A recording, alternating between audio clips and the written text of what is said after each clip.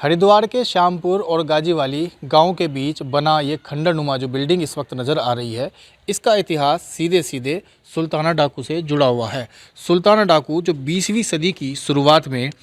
अंग्रेज़ी हुकूमत और तब के साहूकारों के लिए खौफ का पर्याय बना हुआ था। उस सुल्ताना डाकू को पकड़ने के लिए अंग्रेज़ों ने एक विशेष ऑफिसर की नियुक्ति की थी और उस ऑफिसर ने सुल्ताना डाकू को अरेस्ट किया था। और बताया जा रहा है कि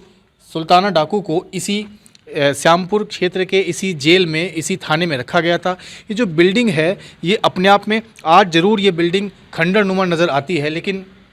इसकी जो बनावट है, इसका जो इंफ्रास्ट्रक्चर है वो आज के आधुनिक थानों के जैसा ही है। जिस तरह से आज के थाने बनते हैं, थानों में जो थाना इंचार्ज है उनका रूम होता है और ये जो कागजी कार्रवाई करने वाले जो मुंशी है उनका रूम होता है, हवालात होते हैं, उसी तरह का ये समझा जा सकता है कि कितनी उस समय जो तकनीक थी कितनी उन्नत और कितनी आधुनिक रही होगी कि आज भी जो थानों के जो डिज़ाइन होते हैं वो इसी तरह के डिज़ाइन होते हैं। और हम आपको दिखा रहे हैं इसी बिल्डिंग की किस तरह से यहाँ पर इसकी जो बनावट है, कितनी इसकी मजबूत बनावट है। ये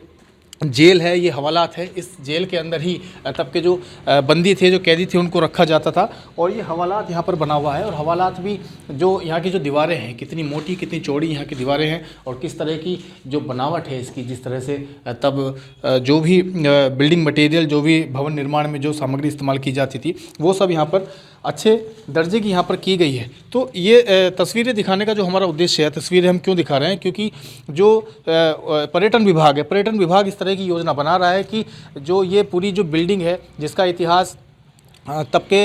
इंडियन रॉबिन हुड कहे जाने वाले सुल्ताना डाकू से जुड़ा हुआ है और सुल्ताना डाकू से सीधे सीधे जुड़ा हुआ है, क्योंकि ये एक रोचक जो है किरदार रहा है। लोग इंटरनेट पर सुल्ताना डाकू को सर्च करते हैं। बिजनौर ज़िले के नजबेबाद में एक किला जो कि सुल्ताना डाकू के किले के नाम से फेमस है, उस किले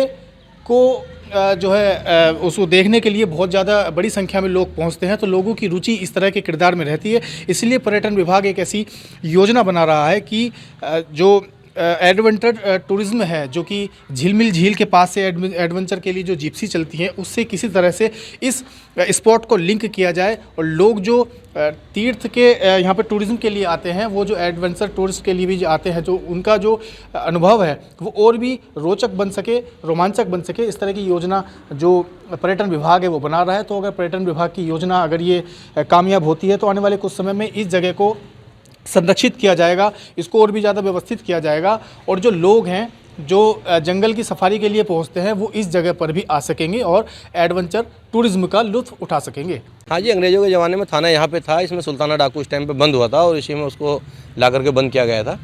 ये काफ़ी 1904 का बना के तैयार किया गया था थाना। इसको प्रशासन को कई बार लिख करके दे दिया गया है कि इसको जो साफ़ सफाई कराई जाए और जैसे पर्यटक हैं वो इसको देखने के लिए आएँ, क्योंकि सुल्ताना डाकू का आजकल किला भी लोग देखने के लिए जाते हैं। उसी तरीके से जिला हरिद्वार में अगर पर्यटक आते हैं जिस तरीके से, तो वो पूछें अगर कि सुल्ताना डाकू जी कौन से थाने में बंद हुए थे, तो इसको देखने के लिए बहुत पर्यटक आएंगे और हमारा जो इस क्षेत्र का उठान भी होगा। बिल्कुल कप्तान साहब इस पर ध्यान दें और हमारे डीएम साहब भी जिलाधिकारी ध्यान दें। इसको कुंभ में पर्यटकों का एक देखने का एक बहुत अच्छा वो बना दें, साफ़ सुथरा बना दें इसको, जो का तो इसमें कलर करा दें, इसकी मरम्मत करा दें, तो लोग इसको देखने के लिए आएंगे।